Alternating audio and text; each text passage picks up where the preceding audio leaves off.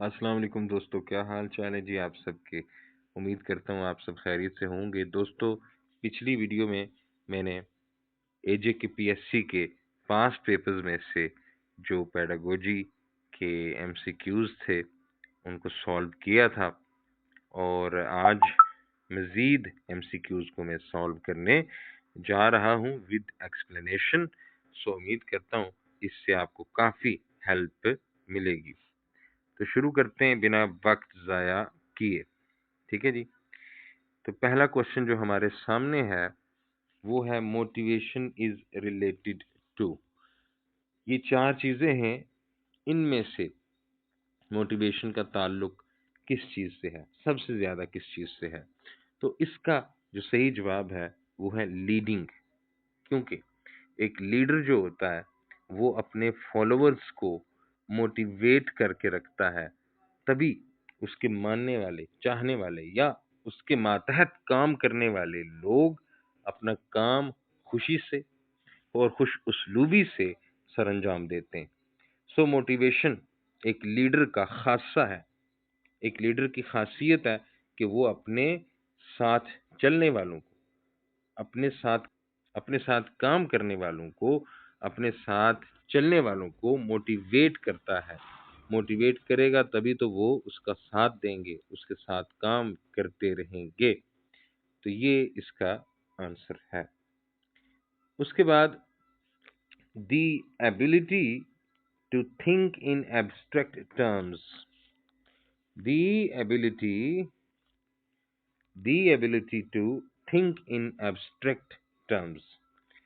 Abstract thinking क्या होती है? मैंने इससे पिछले लेक्चर में एक एमसीक्यू सॉल्व करते हुए बताया था कि एब्स्ट्रैक्ट थिंकिंग क्या है।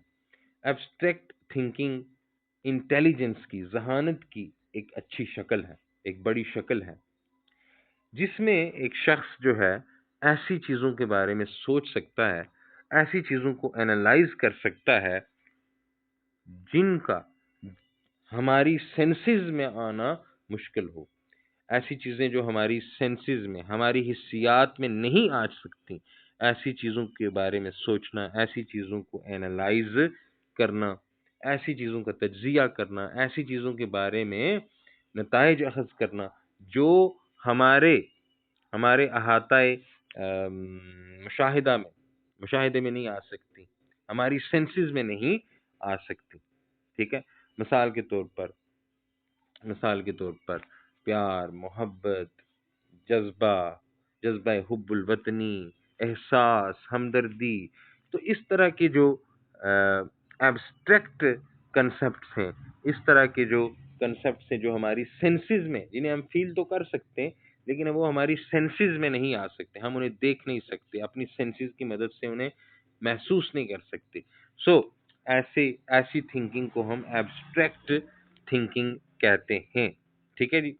और तज्ज़िया करना और प्रॉब्लम्स को डायग्नोज करना, और यानी ये कौन से स्किल्स हैं? ठीक है जी, ये कौन से स्किल्स हैं? ये हैं कंसेप्चुअल स्किल्स। ठीक है जी, ये हैं कंसेप्चुअल स्किल्स। ठीक है ना। कंसेप्चुअल चीज़ें वो होती हैं जिनके बारे में हम अपने जहन में सोच सकते हैं, सोचते हैं, तो कंसेप्चुअल स्किल्स हैं। और इसमें जो करीना है सवाल में वो abstract terms, thinking in abstract terms, यानी ऐसी चीज़ों के बारे में सोचना जिन जो हमारे मुशाहिदे में नहीं आ सकती, जो हमारी सेंसेस में नहीं आ सकती, ऐसी चीज़ों के बारे में भी सोच लेना दरअसल कंसेप्चुअल स्किल्स हैं। ठीक है जी। तो आगे चलते हैं। The following is an example of is not an example of decisional role. इनमें से कौन सी जो ऑप्शन है उसका ताल्लुक फैसला साजी से नहीं है, फैसला साजी के अमल से नहीं है। तो इसमें जो सही जवाब है वो है फिगर हेड। किसी ने इसका जवाब लगाया हुआ है निगोशिएटर। ठीक है जी। जो निगोशिएटर होता है ना, दो अशखास के दरमियान, दो पार्टीज के दरमियान निगोशिएट करने वाला, ठीक है, वो भी फैसला साजी करता है। वो भी फैसले करता है, दो पार्टीज के दरमियान निगोशिएट करवाता है, फैसले करवाता है, ठीक है। बाज़ औक़ात वो खुद फैसला करके दोनों पार्टीज से मनवाता है। सो ये सही जवाब नहीं है। सही जवाब है फिगर हेड। फिगर हेड जो फिगर हेड ऐसा शख्स होता है जो किसी ऑर्गेनाइजेशन का, जो किसी इदारे का बस चेहरा होता है, ठीक है। काम काज वो कुछ भी नहीं करता। जैसे आजकल ब्रांड एम्बेसडर्स होते हैं, मुख्तलिफ बड़े बड़े ब्रांड हैं, वो बड़े बड़े खिलाड़ियों को, मसलन एक ब्रांड है कपड़े का, तो वो किसी क्रिकेटर को अपना ब्रांड एम्बेसडर, अपना फेस, अपना फिगर हेड बना देगा, ठीक है जी। अब वो जो फिगर हेड है, वो ब्रांड एम्बेसडर है, वो फैसले तो नहीं करता, वो ब्रांड को चलाने के लिए प्लानिंग तो नहीं करता, वो ब्रांड को चलाने के लिए पॉलिसीज तो नहीं बनाता, वो बस एक चेहरा है प्रमोशन के लिए। सो फिगर हेड जो होता है वो बस एक नाम होता है, एक चेहरा होता है जो लोगों के सामने होता है उस ब्रांड की प्रमोशन के लिए, ठीक है जी। तो उसका डिसीजन से कोई ताल्लुक नहीं होता। तो ये इसका सही जवाब है। मैं उम्मीद करता हूँ आपको समझ भी आ रही होगी, कंसेप्ट भी आपका क्लियर हो रहा होगा। फिर चलते हैं आगे। आगे ये है कि which is the comprehensive description and analysis of a single situation in a number of specific situation or cases, ठीक है जी। इनमें से कौन सी चीज एक मुकम्मल वजाहत होती है, कंप्रिहेंसिव डिस्क्रिप्शन, मुकम्मल वजाहत होती है, और तज्जिया होता है अ सिंगल सिचुएशन, एक सूरत हाल का तज्जिया कई केसेस में, एक ही सूरत हाल का तज्जिया कई केसेस में, तो इसे कहते हैं हम केस स्टडी, ठीक है। सूरत हाल एक है और आप उसे डिफरेंट सिनेरियोज में स्टडी कर रहे हैं, ठीक है जी। डिफरेंट सिनेरियोज में एक ही सिचुएशन को, एक ही सूरत हाल को, एक ही प्रॉब्लम को आप डिफरेंट सिनेरियोज में स्टडी करते हैं, ठीक है। मिसाल के तौर पर स्कूल मैनेजमेंट को अगर आप चाहें तो आप उसकी कई केस स्टडीज कर सकते हैं। School management in primary school, ये एक सिनेरियो हो गया। School management in city schools, school management in rural schools, school management in higher schools, ठीक है। तो स्कूल मैनेजमेंट, ये मिसाल दे रहा हूँ कि स्कूल मैनेजमेंट एक एक टॉपिक है, एक सिचुएशन है जिसे आप कई सिनेरियोज में, कई हालात में उसे स्टडी कर सकते हैं। तो जैसे आप roles of a manager, roles of a good manager, ठीक है, ये एक मिसाल दे रहा हूँ। अब आप मुख्तलिफ केस स्टडीज कर सकते हैं। एक केस स्टडी हो सकती है जी कि फलां आदमी है, उसका रोल। एक एक केस स्टडी हो सकती है कि फलां एक और आदमी है, उसका रोल एज अ मैनेजर, ठीक है। तो आप डिफरेंट केसेस को बैक वक्त स्टडी कर सकते हैं और उनसे नताइज हासिल कर सकते हैं। तो मैं उम्मीद करता हूँ इसकी भी आपको समझ आ गई होगी। What is the main purpose of literature review? तो हमने ये लेक्चर में भी पढ़ा कि जो लिटरेचर रिव्यू है, रिसर्च में, एजुकेशनल रिसर्च में हमने तफसील से पढ़ा, मेरा उस पर पूरा लेक्चर है लिटरेचर रिव्यू पे। लिटरेचर को रिव्यू आप क्यों करते हैं? जब भी आप किसी मौजू पे रिसर्च करते हैं, पहला स्टेप तो यही होता है ना कि प्रॉब्लम को आइडेंटिफाई करना, टॉपिक सिलेक्ट करना, ये पहला स्टेप होता है। उसके बाद जब आपने टॉपिक चूज कर लिया है, आपने मौजू चूज कर लिया है, आपने क्वेश्चन चूज कर लिया है जिसके ऊपर आपने रिसर्च करनी है, तहकीक करनी है, अब आपने क्या करना है? अब आपने लिटरेचर रिव्यू करना है। लिटरेचर रिव्यू क्या है? लिटरेचर रिव्यू में आप ये जानने की कोशिश करते हैं कि इस मौजू पे कौन सा काम हो चुका है, क्या क्या काम हो चुका है, इस मौजू पे कौन कौन सी रिसर्च हो चुकी है, कौन कौन से एरियाज को डिस्कवर किया जा चुका है, मुझसे पहले इस मौजू पर रिसर्च जो हुई है उसमें क्या क्या कुछ पहले से डिस्कवर हो चुका है। ये इसका लिटरेचर रिव्यू का प्राइमरी मकसद होता है। ठीक है जी। तो सही जवाब बनता है to find out what is already known about the area of interest. ठीक है जी, कि ये जो मेरा मेरा टॉपिक है, ये जो मौजू है, इससे मुतल्लिक इससे पहले लोगों ने कौन कौन सी रिसर्च की है, कौन कौन सी तहकीक की है, क्या हम पहले से जानते हैं, ये बुनियादी इसका मकसद होता है। देखें, बाज़ लोग कहेंगे कि देखें, to give research report a proper academic appearance with a lot of citations, कि हम लिटरेचर रिव्यू इसलिए करते हैं ताकि हमें सिटेशंस, हवालाजात मिल जाएं, रेफरेंस मिल जाएं। देखें, ये सेकेंडरी पर्पस है। प्राइमरी पर्पस है लिटरेचर रिव्यू करने का कि जिस टॉपिक पे मैं रिसर्च करने जा रहा हूं, इस टॉपिक पे मुझे मटेरियल क्या मिलेगा, इस टॉपिक पे पहले से क्या रिसर्च हो चुकी है, पहले से क्या मालूमात दरियाफ्त की जा चुकी हैं, ये इसका प्राइमरी मकसद है, जो कि हमने बीएड की बुक्स में भी देखा। तो मैं उम्मीद करता हूँ ये भी आपके लिए क्लियर हो चुका होगा। मेरी कोशिश ये होती है कि मैं पहले खुद इन पेपर्स को बड़ी ही डिटेल से सॉल्व करता हूँ, बड़ी रिसर्च के बाद, और कोशिश मेरी ये होती है कि मैं गलती ना करूँ, क्योंकि मेरी गलती आप सबके लिए बहुत नुकसानदेह हो सकती है, क्योंकि आप मेरी बात पे यकीन करते हैं। मैं आपको बताऊं कि एनटीएस में मैं वो वाहिद आदमी था जिसने पास पेपर्स को सॉल्व जब किया, तो मैंने जो आंसर्स बताए पेडागोजी के हाथ से, वो सारे ठीक हुए। एडमिशन रजिस्टर जो है, सॉरी, अटेंडेंस रजिस्टर में नामों की तरतीब क्या होगी, मैं बताता रहा भाई, किताबें ये कह रही हैं, और बहुत से लोगों ने, और बहुत सी किताबों ने, और एक मशहूर किताब जो आजकल चल रही है, उसमें जवाबात गलत है। और जब रिजल्ट आया, जब की आई, तो आप देख लें, तकरीबन सारे क्वेश्चन जो मैंने बताए, जिनके आंसर बताए, वही एनटीएस वालों ने भी रखे। चलें, तो उसके बाद which of the following should be included in research proposal. Research proposal में जब आप रिसर्च प्रपोजल देते हैं कि मैं इस मौजू पे रिसर्च करना चाहता हूँ, या ये मेरा मौजू है, या इस पे मैं रिसर्च करूंगा, या जो भी आप रिसर्च प्रपोजल देते हैं, तो उसमें बहुत ही अहम चीजें होती हैं, लेकिन उनमें सबसे अहम चीज रिसर्च मेथडोलॉजी।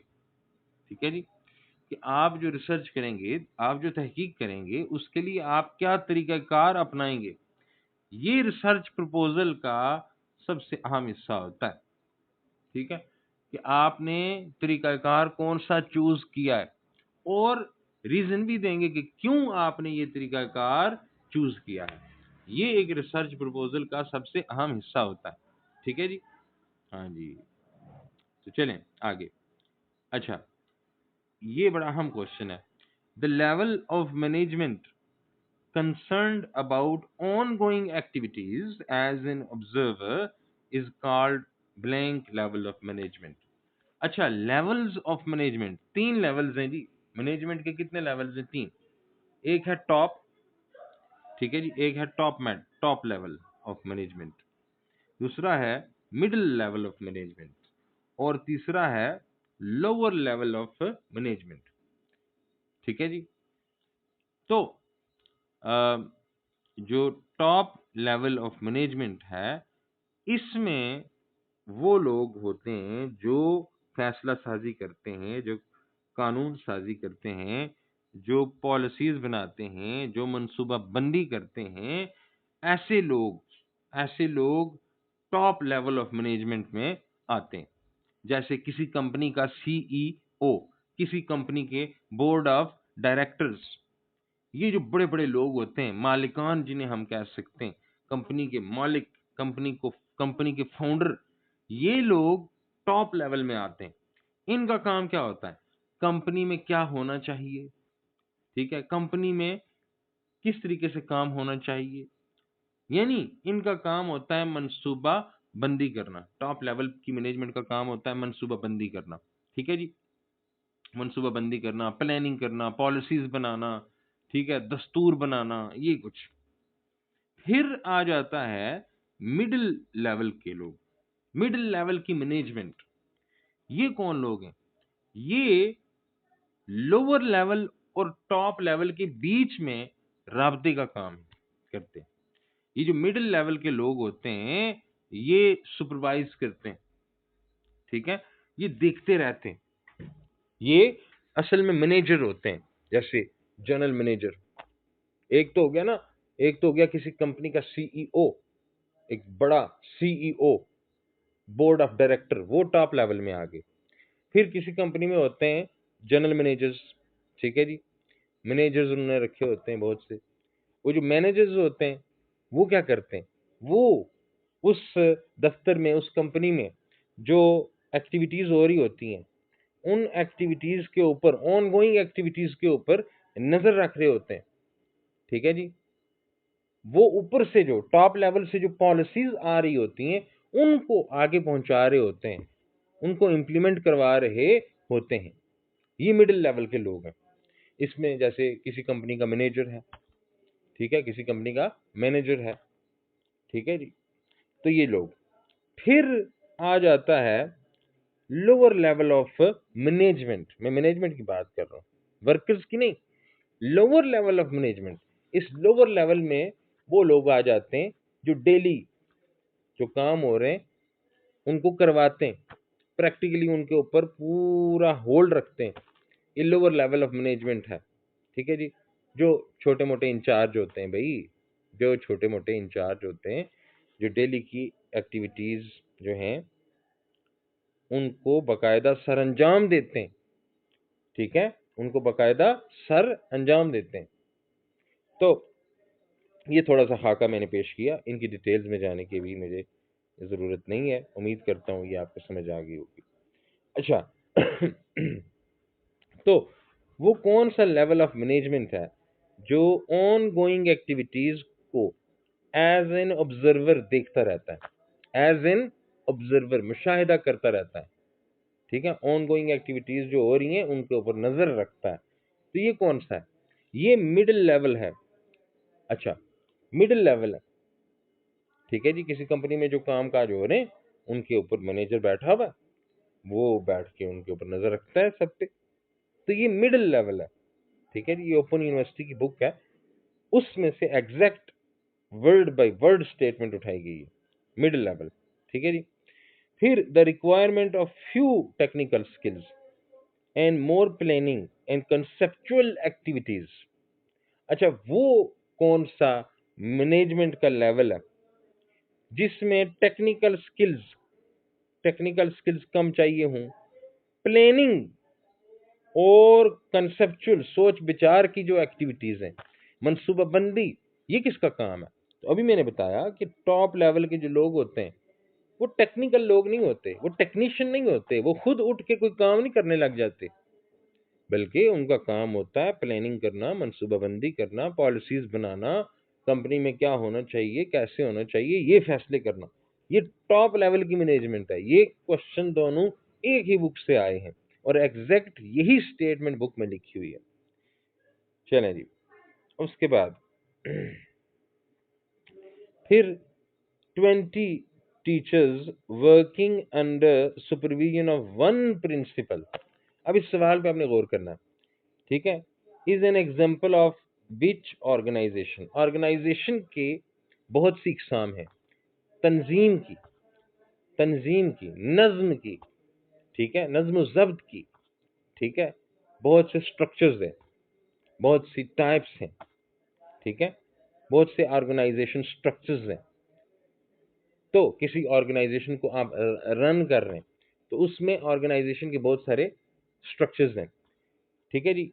अब ये पूछा गया है कि एक हेडमास्टर है, एक प्रिंसिपल है और उसकी सुपरविजन में 20 टीचर्स काम कर रहे हैं और इसके अलावा कोई लेवल ऑफ मैनेजमेंट, कोई दरमियान में जो है वास्ता मौजूद नहीं है।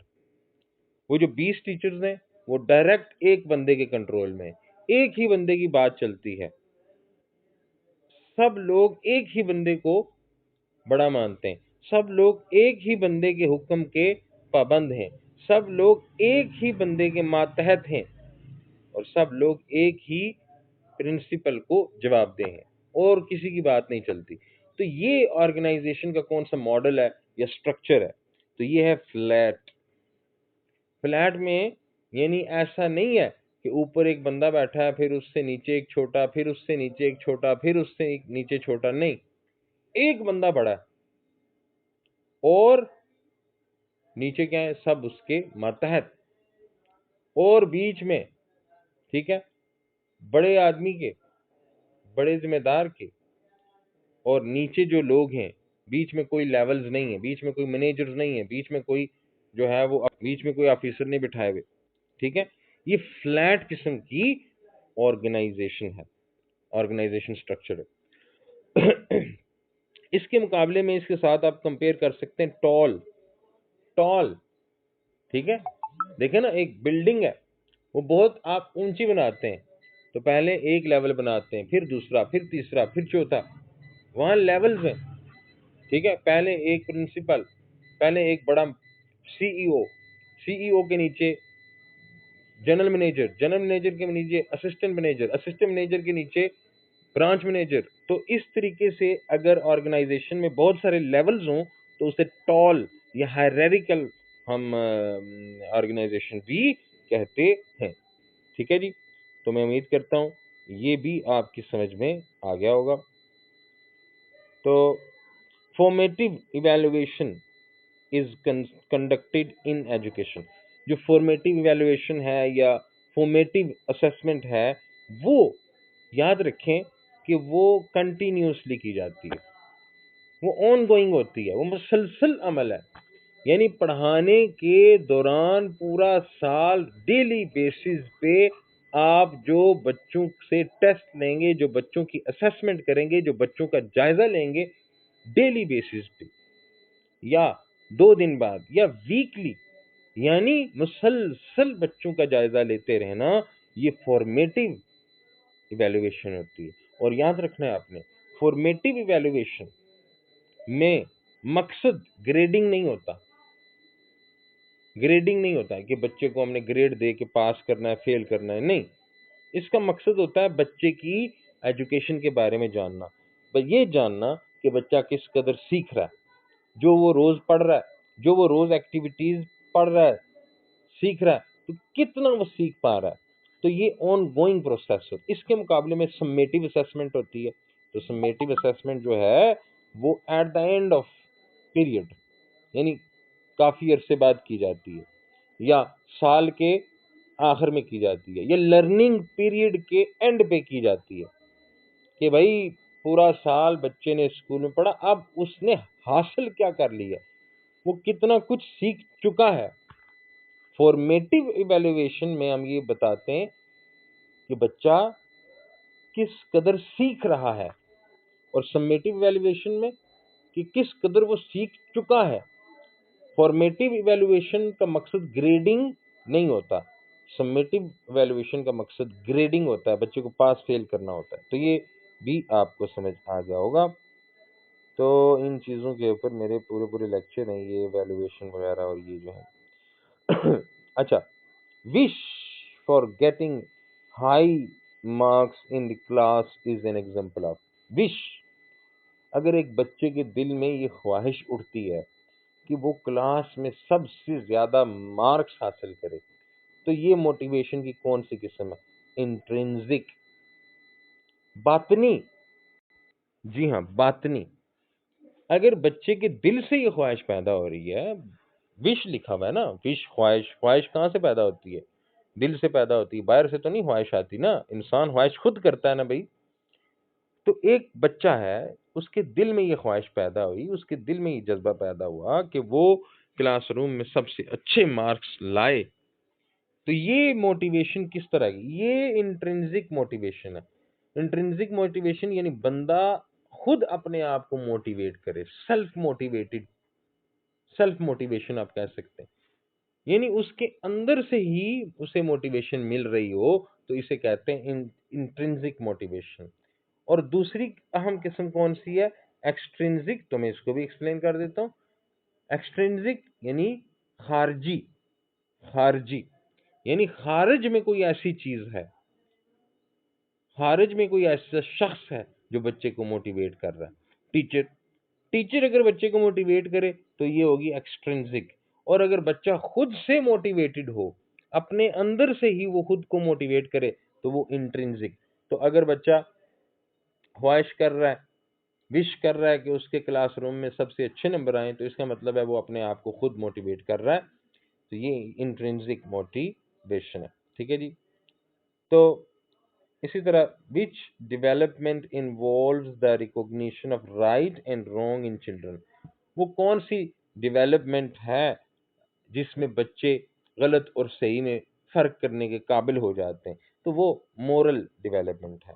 बच्चों की डेवलपमेंट जो है वो एक तो मोरल डेवलपमेंट होती है, एक फिजिकल यानी जिस्मानी डेवलपमेंट होती है, फिर जज्बाती डेवलपमेंट, मेंटल मेंटल डेवलपमेंट को हम कोग्निटिव डेवलपमेंट कहते हैं, जहनी सलाहियतों का डेवलप होना।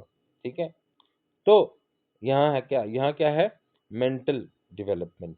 तो मैं उम्मीद करता हूँ ये भी आपकी समझ में आ गया होगा। तो अब आगे चलते हैं।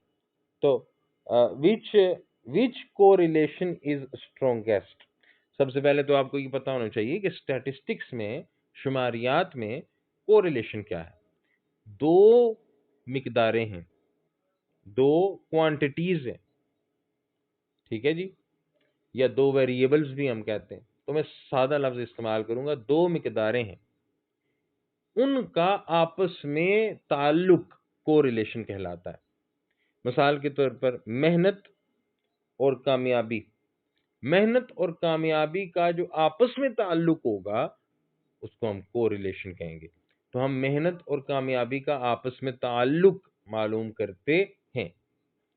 मेहनत ज्यादा करेंगे कामयाबी ज्यादा हासिल होगी, मेहनत कम करेंगे कामयाबी कम हासिल होगी।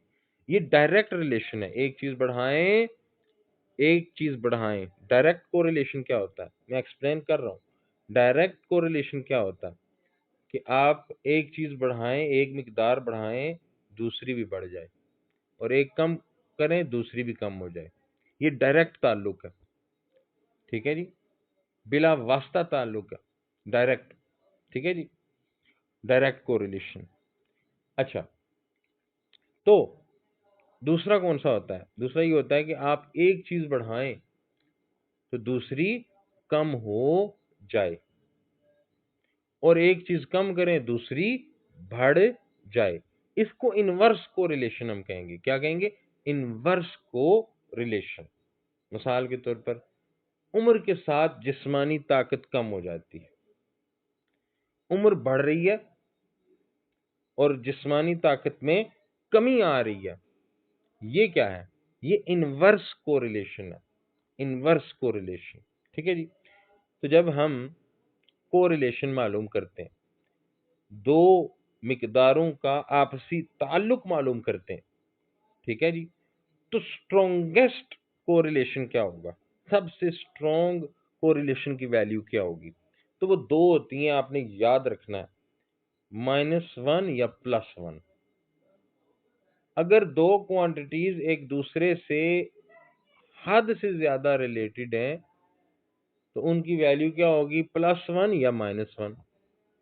स्ट्रॉन्गेस्ट कोरिलेशन दोनों है, +1 भी स्ट्रॉन्गेस्ट है, -1 भी स्ट्रॉन्गेस्ट है। कैसे? डायरेक्ट कोरिलेशन हो, डायरेक्ट कोरिलेशन में वैल्यू क्या होगी? +1। अगर डायरेक्ट कोरिलेशन है तो स्ट्रॉन्गेस्ट कौन सा है? +1। और अगर इनडायरेक्ट या इनवर्स कोरिलेशन है, इनवर्स कोरिलेशन, तो फिर स्ट्रॉन्गेस्ट वैल्यू क्या होगी? -1। ठीक है जी। ये 1, अब देखिए ना, बाज लोग ये हो सकता है यहाँ सही जवाब लगा हुआ है, तो बाज लोग हो सकता है कि -1 को छोटा समझे। नहीं नहीं नहीं, इनवर्स कोरिलेशन में जो कोरिलेशन की वैल्यू होती है, इनवर्स कोरिलेशन में हमेशा माइनस में होती है, और -1 सबसे बड़ी वैल्यू है। और डायरेक्ट कोरिलेशन में जो मैंने बताया, डायरेक्ट कोरिलेशन, उसमें वैल्यू पॉजिटिव में होती है और सबसे बड़ी +1 होती है। तो ये सही जवाब है, -1 स्ट्रॉन्गेस्ट कोरिलेशन। ठीक है जी। तो आगे चलते हैं। When each member of population has an equally likely chance of being selected, this is called। ठीक है जी। ये वैसे दिस इज कॉल्ड, ये क्या यार, ये क्या करते हैं? जुमला पूरा कभी नहीं बनाते। देखें, सैम्पलिंग, ठीक है, ये सैम्पलिंग है, बुनियादी तौर पर ये क्या है, सैम्पलिंग। तो ये ऐसे होना चाहिए था ना, the type of the method of sampling, तो फिर इबारत वाज़ेह हो जाती है, समझना मुश्किल नहीं होता। खैर, देखें सैम्पलिंग क्या है। जब आप रिसर्च वर्क कर रहे हैं, तहकीक कर रहे हैं, तो आपको एक बड़ी पॉपुलेशन में से एक छोटा सा सैंपल चाहिए होता है, उस सैंपल पे आप रिसर्च करते हैं। बड़ी सी आबादी है, उस बड़ी सी आबादी में से आप ज़ाहिर है पूरी आबादी को तो स्टडी नहीं कर सकते ना। मसलन जापान की आबादी पे आप रिसर्च कर रहे हैं, तो जापान की पूरी आबादी के ऊपर तो आप रिसर्च नहीं कर सकते, नामुमकिन है। तो आप क्या करेंगे, जापान की आबादी में से 100 बंदों का सैंपल ले लेंगे, 100 बंदों को अलग कर लेंगे, एक बड़ी आबादी में से अफराद का एक छोटा सा ग्रुप बाहर निकाल लेंगे, ठीक है, एक बड़ी आबादी में से एक छोटा सा ग्रुप लोगों का बाहर निकाल लेंगे, इसे कहते हैं सैंपलिंग रिसर्च के लिए। और वो जो ग्रुप आप बाहर निकालेंगे, उस पे आप तहकीक करेंगे, उस पे आप रिसर्च करेंगे, और जो रिजल्ट आएंगे वो पूरी आबादी पे अप्लाई होंगे। ये होती है सैंपलिंग रिसर्च, यानी जो लोग एमफिल करते हैं उन्हें बेहतर पता है। सो अब एक बड़ी सी आबादी में से आप लोगों को सिलेक्ट करना चाहते हैं रिसर्च करने के लिए, ठीक है, तो उसका एक तरीका यह है कि सब लोगों को बराबर चांस मिले, सब लोगों को सिलेक्ट होने का, सैंपल में सिलेक्ट होने का बराबर चांस मिले। तो ये सैंपलिंग का कौन सा तरीका है, ये सैंपलिंग का है इक्वल प्रोबेबिलिटी सिलेक्शन मेथड। जी हाँ, इक्वल प्रोबेबिलिटी सिलेक्शन मेथड, जहां सबको इक्वल चांस मिल रहा है, सबके लिए बराबर प्रोबेबिलिटी है। मिसाल के तौर पर आपकी क्लास है, 50 बच्चों की क्लास है, आप 50 बच्चों की क्लास में से 5 बच्चों का सैंपल लेना चाहते हैं, 5 बच्चों को अलग करना चाहते हैं, तो लेकिन आप चाहते हैं कि सबको बराबर मौका मिले, सबको बराबर इक्वल चांस मिले सिलेक्ट होने का। तो आप कुरानंदाजी कर लें, 50 के 50 बच्चों के नामों की पर्चियां बना लें, और सारी पर्चियों में से 5 पर्चियां निकाल, यूं देखें ना, यूं मौका तो मिला सबको, सिलेक्ट होना ना होना अलग बात है, लेकिन सिलेक्शन प्रोसेस में सबको इक्वल चांस मिला, सबको बराबर मौका मिला। तो ये कौन सी सैंपलिंग मेथड है, ये कौन सा सैंपलिंग का तरीकाकार है, ये है probability selection method, equal probability selection method. ठीक है जी, ये इसके ऊपर भी मेरा पूरा लेक्चर मौजूद है सैंपलिंग टेक्निक पे, तो मैं उम्मीद करता हूँ आपको समझ आ गई होगी। ठीक है जी, तो अब हम आगे बढ़ते हैं। अच्छा, blank is a set of elements taken from larger population according to certain rules. अभी मैंने बताया कि बड़ी सी आबादी में से लोगों का एक छोटा सा ग्रुप आप सिलेक्ट करते हैं, उस ग्रुप को आप क्या कहेंगे, उसको सैंपल कहेंगे। भाई बड़ी सी आबादी में से आप छोटे से ग्रुप को अलग कर लेते हैं, तो ये क्या है, सैंपल है। जी हाँ, और उस सैंपल के ऊपर आप तहकीक करेंगे। जी हाँ, और वो सैंपल पूरी पॉपुलेशन की नुमाइंदगी करेगा, यानी सैंपल पे आपने तहकीक की और जो रिजल्ट आएंगे वो सिर्फ सैंपल पे अप्लाई नहीं होंगे, वो सारी आबादी पे अप्लाई होंगे। तो मैं समझता हूँ ये भी हो गया। Which of the following is not a characteristic of good achievement test? इनमें से कौन सी बात अच्छे अचीवमेंट टेस्ट में नहीं होती? ठीक है जी, वो है एम्बिग्विटी। एम्बिग्विटी याद रखें, इबहाम।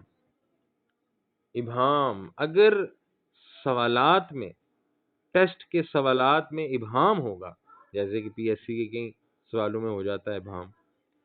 तो अगर टेस्ट के सवालों में इबहम होगा तो वो टेस्ट क्या हो जाएगा, वो टेस्ट इनवैलिड हो जाएगा। वो जिस काम के लिए बना है वो काम अंजाम ही नहीं देगा।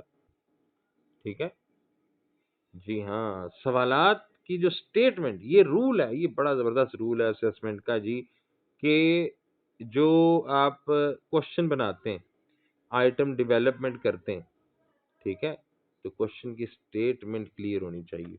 याद रखें, क्वेश्चन की स्टेटमेंट क्लियर होनी चाहिए। ऑप्शंस में आप प्लाजिबल ऑप्शंस रखेंगे। ठीक है, प्लाजिबल यानी ऐसे आप रख सकते हैं जो जो कंफ्यूजन थोड़ा सा क्रिएट कर सकें। लेकिन लेकिन याद रखें कि जो आपकी स्टेटमेंट है अगर वो खराब हुई तो आपका जो ये जो टेस्ट आइटम होगा, जो आपका ये जो सवाल होगा, ये डिस्कार्ड होना चाहिए। ऐसे कई टेस्ट हैं जिनमें मैंने एक एनटीएस पे मतलब एतराज उठाया था ना, तो एक सवाल था, वो सवाल ये था कि मैं इस एम्बिग्विटी को बड़ी डिटेल में डिस्कस कर सकता हूँ, लेकिन यहाँ पे मौका नहीं है। लेकिन मैं एक मिसाल दे देता हूँ। एनटीएस में एक क्वेश्चन था, ठीक है जी, कि जो मजमून किस बात का मुख्तसर जायजा फराहम करता है। अब मजमून किस बात का मुख्तसर जायजा फराहम करता है, ज्यादातर मेरे ख्याल से 90% लोगों ने इसका जवाब क्या लगाया, मौजू। अगरचे मजमून जो होता है वो मौजू का मुख्तसर जायजा नहीं होता। मजमून तो किसी भी मौजू का मुफस्सिल जायजा होता है, लेकिन लोगों को इबहम हो गया। अब इबहम क्यों हुआ, क्योंकि मौजू जो मजमून जो है वो बजाते खुद जायजा नहीं फराहम कर देता, मजमून की जांच। तो सवाल की स्टेटमेंट ये होनी चाहिए थी कि मजमून की जांच से किस बात का मुख्तसर जायजा फराहम होता है। तो मजमून की जब कोई शख्स जांच करता है तब इजहार के तरीके का जायजा फराहम होता है। ये जो मजमून है ये बजाते खुद इजहार का तरीका तो नहीं बता देता ना। कोई शख्स बंदा बैठ के मजमून की जांच करता है तब उसको पता चलता है कि इजहार का तरीका इस बंदे का कैसा है। तो खैर एक मिसाल थी। तो एक वर्ड, सिंगल एक वर्ड, हत्ता के स्टेटमेंट में बाज़-औक़ात इज़ एम आर ये डाल देने से स्टेटमेंट बिगड़ जाती है। तो बड़ी एहतियात। अच्छा, scale which is used to determine ratios equality is considered as. तो स्टैटिस्टिक्स में स्केल्स भी इस्तेमाल की जाती है। स्केल्स क्या है, जो आपको डेटा हासिल होता है ना जी, रिसर्च करते वक्त, तहकीक करते वक्त आप जो डेटा कलेक्ट करते हैं, उस डेटा को आप जो है वो कैटेगराइज करते हैं, उस डेटा को आप क्लासिफाई करते हैं, उस डेटा को आप तरतीब से अरेंज करते हैं। अरेंज करने के लिए आप स्केल्स का इस्तेमाल करते हैं, पैमानों का इस्तेमाल करते हैं। तो यहाँ पे जो सवाल पूछा गया है कि वो कौन सा स्केल है जो रेशोज की इक्वालिटी, ये जो रेशोज हैं वो आपस में इक्वल हैं या नहीं, इनको डिटरमिन करता है। तो वो रेशो स्केल है। ये सिंपल सा क्वेश्चन, रेशो स्केल्स। ठीक है जी, रेशो स्केल्स, ठीक है, जो रेशोज की इक्वालिटी को डिटरमिन करते हैं कि रेशोज इक्वल हैं या नहीं है। ठीक है जी। फिर एक और उन्होंने सवाल पूछा मेजरमेंट स्केल के बारे में। Measurement scale in which values are categorised, values को आप कैटेगराइज करते हैं टू रिप्रेजेंट क्वालिटेटिव डिफरेंसेस। आप के पास डेटा है और डेटा को आप कैटेगराइज करते हैं, और जो डेटा है वो क्वालिटेटिव डिफरेंसेस के बारे में, खसूसियात के फर्क के बारे में है। मसलन पाकिस्तान में जो है वो पाकिस्तान में जो लोग हैं उनकी उनकी आप क्वालिटेटिवली उनमें जो फ़र्क है, ठीक है, मतलब पाकिस्तान में लोगों के कलर में डिफरेंसेस, ठीक है जी। आप कैटेगरीज बना रहे हैं, ठीक है, फेयर रंग वाले कौन से हैं, ज़रा दरमियाने रंग वाले कौन से हैं, कितने हैं, और जो है वो डार्क कलर वाले कितने हैं। ये क्वालिटी है ना, कलर क्या है, कलर एक क्वालिटी है, ठीक है। तो क्वालिटेटिव डिफरेंसेस, तो खैर आपके पास डेटा है जी, आप उस डेटा को कैटेगराइज कर रहे हैं, लेकिन मीनिंगफुल मैनर में, एक खास मानी खेज तरतीब में, रेंडमली नहीं, एक खास क्राइटेरिया के मुताबिक उनको आप तरतीब दे रहे हैं। तो वो स्केल कौन सा होगा, इस स्केल को क्या कहेंगे, जिसमें चीजों को या क्वालिटीज को, वैल्यूज को आप मीनिंगफुल मैनर में तरतीब देते हैं, एक मानी खेज अंदाज में तरतीब देते हैं। तो वो कौन सा होता है, वो ऑर्डिनल स्केल होता है। उसे क्या कहते हैं, ऑर्डिनल स्केल, ठीक है जी।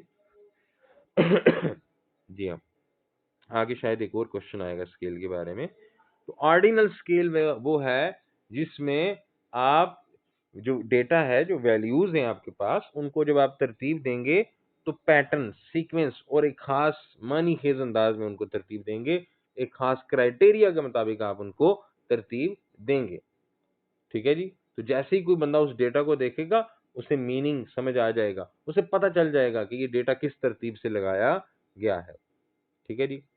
मेजर कंसर्न ऑफ करिकुलम, ठीक है जी। करिकुलम जो है उसका मेन कंसर्न क्या है, तो उसका मेन कंसर्न है चेंज इन इंडिविजुअल्स बिहेवियर। उसका मेन कंसर्न है कि करिकुलम जो है वो निसाब जो है, ये मेरे ख्याल में करिकुलम ही लिखा हुआ है, अब मुझे सही नज़र तो नहीं आ रहा, लेकिन मैं इसको करिकुलम ही समझ रहा हूँ। तो जो निसाब है, वो निसाब ऐसा बनाया जाता है जिसको पढ़ के, समझ के, तैयार करके, अपने दिल में उतार कर एक शख्स के, एक फर्द के बिहेवियर में तब्दीली आए। एजुकेशन इसी को कहते हैं ना, रवैये में तब्दीली। तो खैर, the importance of curriculum in the system of education is just like, तालीम में, तालीमी अमल में निसाब की क्या अहमियत है, जिस तरह एक मुल्क में आइन की हैसियत होती है, इसी तरह, जिस तरह एक मुल्क में आइन की हैसियत होती है, सारे मुल्की मामलात आइन के मुताबिक चलते हैं, इसी तरह तालीमी मैदान में निसाब की हैसियत भी आइन जैसी है। तालीमी मैदान में निसाब के मुताबिक ही तालीम होती है। जी हाँ। The economical foundation of curriculum gives importance to, ठीक है जी। यानी मुआशी तालीम, तालीम का मुआशी पहलू, तालीम का मुआशी पहलू क्या हो सकता है कि भाई आप करिकुलम में फ़नी तालीम भी दें, वोकेशनल एस्पेक्ट ऑफ करिकुलम, ऐसा करिकुलम बनाएं जिससे बच्चा सिर्फ रट्टू तोता ना बने, बल्कि उसे वोकेशनल स्किल्स भी सीखने को मिले, उसे फ़नी महारतें सीखने को मिलें, ठीक है जी। सिर्फ वो जो है वो रट्टू तोता ना बन जाए। निसाब, निसाब में ऐसे अमली स्किल्स भी होने चाहिए जिनको सीखे इंसान। तो जब ज़ाहिर है अमली स्किल सीखेंगे तो मईशत बढ़ेगी, मईशत में बेहतरी आएगी। तो लेक्चर काफ़ी लंबा होता जा रहा है, तो मैं समझता हूँ कि यहाँ तक इसको रखते हैं। इंशाल्लाह आगे मैं मज़ीद क्वेश्चंस को सॉल्व करूँगा, और मैंने कोशिश की है कि मुझसे कोई मिस्टेक ना हो।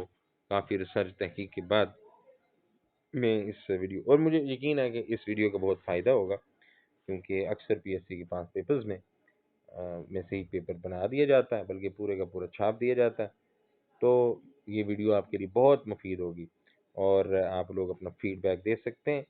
फीडबैक एक अच्छी चीज़ होती है मेरे लिए, ख़ास तौर पर मैं एक टीचर हूँ, टीचर को फीडबैक की ज़रूरत होती है, और टीचर को जब फीडबैक देंगे तो फिर वो अपने, उसे पता चलेगा कि वो कैसा काम कर रहा है, और अगर कोई कमी कोताही होती है तो वो उसको ठीक भी कर सकता है। तो फीडबैक अहम होता है। और अगरचे मैं बिल्कुल भी उम्मीद तो नहीं रखता कि मुझे कोई बहुत ज़्यादा फीडबैक मिलेगा, लेकिन फिर भी कोशिश मेरी जारी रहती है। उम्मीद करता हूँ आपको आज की वीडियो भी पसंद भी आई होगी, और पसंद से ज़्यादा आपको समझ आई होगी, क्योंकि असल मकसद है समझ, कंसेप्ट, पेडागोजी की सवालात को समझना, कंसेप्ट हासिल करना। देखिए ना, ये जो कंसेप्ट मैं बयान कर रहा हूँ, इनको पढ़े बगैर जो है वो इनको समझे बगैर चीज़ों को डिफाइन करना और क्वेश्चंस को सॉल्व करना मुश्किल हो जाता है। तो मेरी पूरी कोशिश है कि मैं आप लोगों की जितनी हेल्प मुझसे हो सकती है मैं उतनी करूं, और ये उसी सिलसिले की कड़ी है। बहुत शुक्रिया आप सबका। और जो लोग वक्तन फ़क्तन फीडबैक देते रहते हैं और मेरी मेरी मेरी हौसला अफजाई करते रहते हैं, और उसके लिए मैं आप सबका शुक्रिया अदा करता हूँ। और हमेशा आप लोगों का मशकूर रहता हूँ कि आप लोग मेरे साथ हैं, और इंशाल्लाह इस वीडियो से आपको बहुत फ़ायदा होगा। बहुत शुक्रिया आप सबका जी।